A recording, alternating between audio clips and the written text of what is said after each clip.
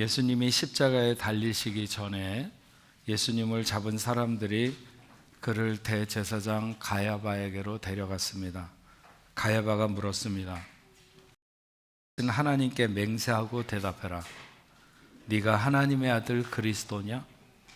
예수님이 대답하셨습니다. 네가 말하였느니라. 사람들은 예수를 총독 빌라도 앞에 데려갔습니다. 빌라도가 물었습니다. 네가 유대인의 왕이냐? 예수님이 대답하셨습니다. 내 말이 옳도다. 빌라도는 답답했습니다. 아니라고, 나는 유대인의 왕이 아니라고 한마디만 하면 적어도 자기가 그를 십자가에 내어줄 마음은 없었습니다. 그래도 예수는 그렇게 말할 수 없었습니다. 왜냐하면 그는 유대인의 왕이었기 때문입니다. 그리고 그는 모든 나라, 모든 백성의 왕이셨습니다. 오늘 말씀이 시작하는 누가복음 2장 1절은 이렇게 시작합니다. 그때 가이사 아구스도가 영을 내려 천하로 다 호족하게 하였으니, 이 가이사 아구스도의 태어날 때의 이름은 가이우스 옥타비우스 투리누스였는데 그가 종신 독재관이었던 율리우스 카이사르의 양자가 되면서 가이우스 율리우스 카이사르 옥타비아누스가 됩니다. 이 사람이 바로 로마의 첫 번째 황제죠. 자기는 스스로 황제라거나 국왕이라거나 이렇게 하지 않았다고 하는데 어쨌든 혈통으로 인해서 자기 아들부터 합법적으로 승계가 되어 제국의 원수가 되도록 법을 만든 것입니다. 시오노 나나미의 로마인 이야기를 읽으면 이 사람에 대한 이야기가 굉장히 실감나게 그려져 있습니다. 어쨌든 이 사람이 영을 내려서 천하로 다 호적을 하라고 했습니다. 마리아와 정혼한 요셉의 본적이 베들레헴 다윗의 동네였습니다. 그가 다윗의 후손이었기 때문에. 그래서 요셉과 마리아가 호적하러 베들레헴에 갔다가 거기에서 아기 예수가 탄생하게 된 것입니다. 물론 어떤 이유로든지 예수가 베들레헴에 나실 것이라고 하는 것은 이미 구약성경 미가서 5장을 비롯해서 여러 곳에 예언되어 있었습니다. 베들레헴은 떡집, 오늘날로 말하면 빵집이라고 하는 의미를 가졌습니다. 그것은 이미 예수가 태어나기 이미 오래전부터 지어진 이름이지만 예수가 그곳에 오신 것은 그가 생명의 떡으로 이 땅에 오심을 담고 있는 의미인 것이죠. 로마의 황제가 영을 내려서 호적하게 하는 것은 군사적인 이유로 징집에 관한 통계를 갖고 싶었던 것이고, 또 하나는 그 인원만큼 세금을 거두려고 하는데 목적이 있었을 것입니다. 어쨌든 당시에 천하가 그의 손에 있었다고 말할 수 있죠. 하지만 오늘 누가복음에서 그의 이름이 언급되고 있는 것은 그의 명성이나 그의 치적이나 아니면 그의 계획과는 아무런 상관이 없습니다. 단지 그의 이름이 나온 것은 누군가를 조명하기 위한 것이고, 그도 그 누군가의 구속을 바랄 수밖에 없는 그런 인생이라고 하는 것이죠. 왜냐하면 그가 바로 예수 만왕의 왕이시기 때문입니다. 오래전에 제가 알던 집사님, 한국 분이셨는데 남편이 미국 분이셨어요. 그분이 돌아가셔서 장례식을 할 때 제가 미국에서 했는데 갔었습니다. 미국 워싱턴에 있는 알링턴 국립묘지에서 장례식이 있었는데, 장례식 날 아침에 유족들과 함께 리무진을 타고 그 장례가 있는 국립묘지에 갔더니 모두 준비를 다 마치고 그 군인들하고 이런 분들이 기다리고 있었어요. 그분이 젊었을 때 공군 무슨 파일럿을 조금 몇 년 했었는데 그것 때문에 아마 거기에 그렇게 묻히게 됐다고 얘기를 하더라고요. 어쨌든 지붕이 있는 천막을 쳐놓고 거기에 의자들을 두고 장례식을 이렇게 했습니다. 비가 부슬부슬 내리는 날이었는데 국립묘지 관리소장이 나와서 하관하기 전에 관에 덮였던 성조기를 접어가지고 부인 앞에 한쪽 무릎을 꿇고 앉아서 당신의 남편 덕분에 우리나라가 지금까지 이렇게 지켜질 수 있었다며 나라를 대신해서 감사한다고 하면서 이렇게 성조기를 이렇게 전해 주었습니다.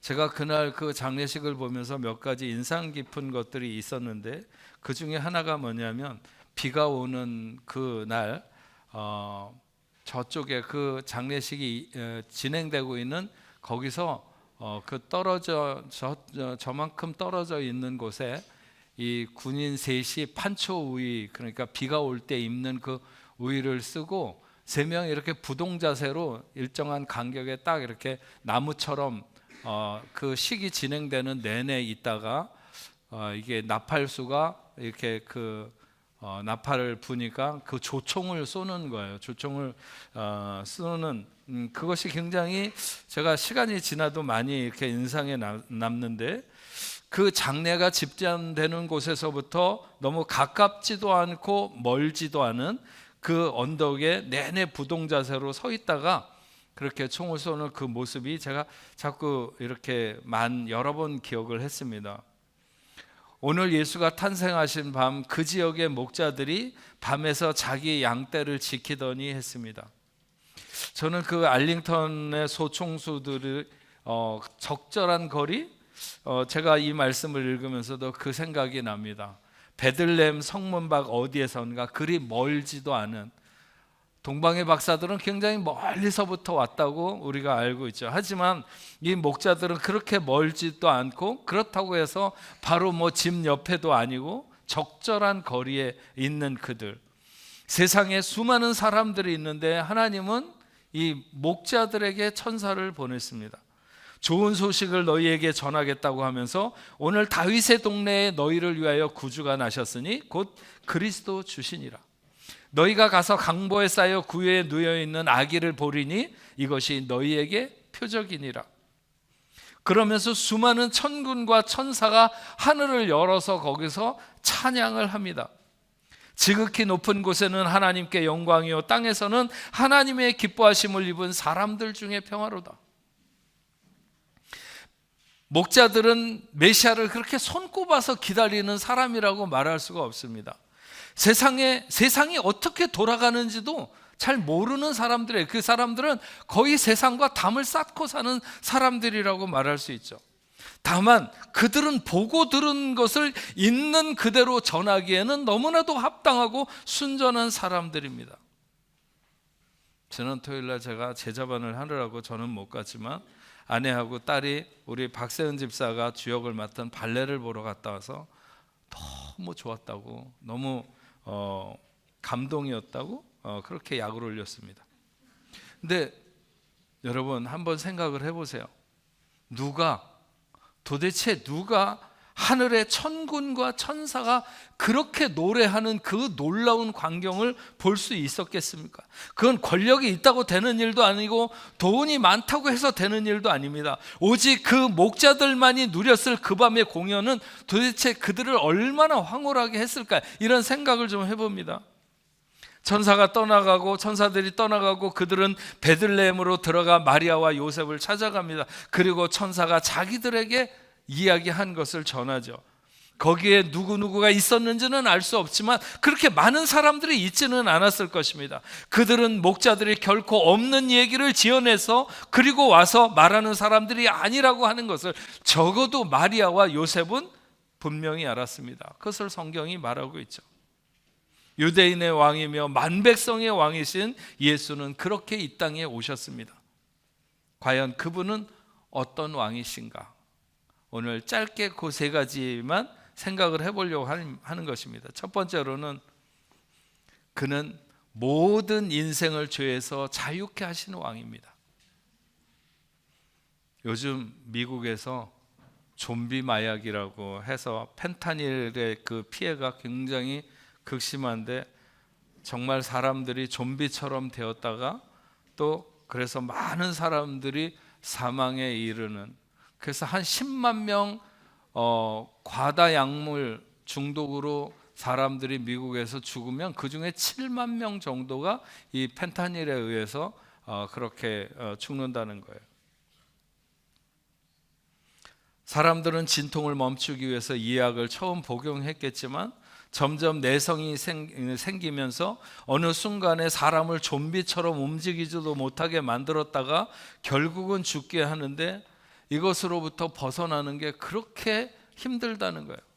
저는 그럴 거라고 생각이 들어요. 저는 뭐 마약에 중독돼 본 적이 없지만 어쨌든 그 고통을 빨리 잊기 위해서, 저도 한번 약을 잘못 먹어가지고 병원에 실려간 적이 있었거든요. 근데 사람이 그냥 나른해지는 게 세상 만사가 다 뭐라 그럴까요? 그러니까 이게 마약인가 보다 이런 생각이 들 정도로 그런 적이 있었습니다. 어쨌든 간에 정말 죽을 만큼 그렇게 힘들고 벗어나기 어렵지만 그래도 그 어려움을 뚫고 벗어나는 사람들이 간혹 있다는 거예요. 어떤 예수 믿는 사람이 하나님을 의지하고 그런 것을 잘 벗어나는 사람도 있다는 거예요. 그런데 죄의 문제에서 스스로 자유할 수 있는 인생은 세상에 없다는 거예요. 물을 떠난 고기가 혹시 살지 몰라도, 펜타닐의 중독에서 벗어나는 일은 혹시 있을지 몰라도, 죄인된 인생이 스스로 구원의 길로 나서는 일은 어림도 없다는 것이죠. 의인은 없나니 하나도 없다는 것은 한 사람도 죄인 아닌 사람이 없고 스스로에게는 희망이 없다고 하는 것입니다. 하나님은 그 죄에 빠진 인생을 불쌍히 여기셔서 자기 아들을 세상의 길이요 진리요 생명으로 보내셨습니다. 그래서 진리를 알지니 진리가 너희를 자유케 하리라. 예수는 우리를 죄에서 자유케 하는 왕으로 오셨습니다. 오늘날 다윗의 동네에 너희를 위하여 구주가 나셨으니, 바로 그 구주는 우리를 죄로부터 구원하셔서 죄의 사슬에 묶인 우리를 풀어 자유하게 하신 분으로 오셨다고 하는 것입니다. 두 번째로, 그는 모든 막힌 담을 허신 평화의 왕으로 오셨습니다. 인생에게는 두 방향의 막힌 담이 있습니다. 하나는 하나님과의 막힌 담이고 또 하나는 서로를 향해서 막힌 담입니다. 세상은 이 모든 것을 힘의 논리로 풀어낼 수 있을 것이다. 내가 뭔가 능력을 좀 갖추거나 힘을 갖추면 그렇게 될 거라, 이렇게 생각합니다. 그래서 인생은 평안하지 못하고 세상은 분쟁이 그치지 않는 거죠. 어떻게 해서든지 악착같이 지기 싫어하고 이기기를 원하는 것도 그 때문입니다. 그러나 주님은 다른 방식을 택하셨습니다.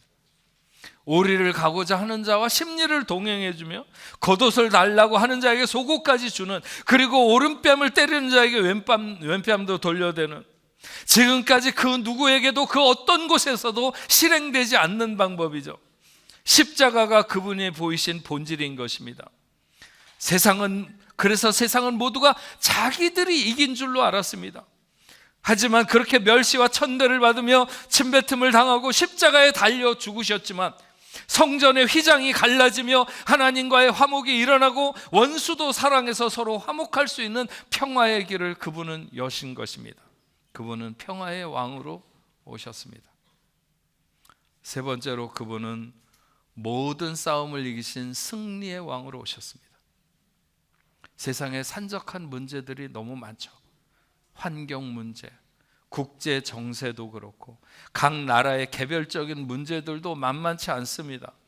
그래서 사람들은 이것이 어떻게 되겠느냐, 저것이 어떻게 되겠느냐, 통신이 덜 발달되어서 서로 모르고 살 때는 그나마 편했는데 지금은 지구 반대편에서 일어나는 일까지 실시간으로 알게 되다 보니 사람들이 온 세상의 문제를 다 자기들 머리에 이고 살아가는 것입니다. 미국 대통령은 공화당 사람이 되어야 되는지 민주당 사람이 되어야 하는지, 프랑스 정치는 어떻게 돌아가고 한국은 어떻게 돌아가는 거냐, 이런 것에 과도하게 신경 쓰면서 세상이 곧 어떻게 될까 봐 안절부절하는 사람들이 있는데, 요즘에 무슨 젠더 이데올로기, 성 정체성의 문제나 아니면 전쟁의 문제나 복잡하고 어려운 문제들인 것이 틀림이 없습니다. 그러나 저는 가끔 하나님을 믿는 사람들조차도 하나님 계신 것을 잊어버리는 것이 아닐까 하는 생각이 들 때가 많이 있어요. 그래서 한쪽으로 과도하게 기울어져서 걱정하는 사람들을 보면 저는 나는 하나님이 이기는 세상을 본다. 내가 세상을 살아가는 가장 그래도 든든한 힘은 하나님이 이긴다고 하는 그 믿음으로 오늘을 살아간다고 하는 거죠. 사단의 권세는 세상을 혼란하게 하고 분열하게 하고 병들게 하려고 총력을 기울입니다. 예전에도 그랬고 지금도 그러고 아마도 세상 끝날까지 그럴 것입니다. 하지만 저는 과도하게 걱정하고 싶지 않습니다. 그것은 사단의 계략에 말려드는 것입니다. 사실 승리는 정해져 있습니다. 주님이 승리의 왕이시기 때문인 것이죠. 우리는 결과를 알고 세상을 살아가고 있는 것입니다. 사랑하는 뽕네프 성도 여러분, 2024년에 오시는 주님은 자유의 왕이시며 평화의 왕이시며 승리의 왕이십니다. 그 왕의 자유가, 그 왕의 평화가, 그 왕의 승리가 여러분의 것이 되기를 바랍니다. 우리의 왕은 그것을 우리에게 주시기 위해서 오늘 오신 것입니다. 이 기쁜 성탄은 오늘 말씀대로 지극히 높은 곳에는 하나님께 영광이요 땅에서는 기뻐하심을 입은 사람들 중에 평화로다. 아멘.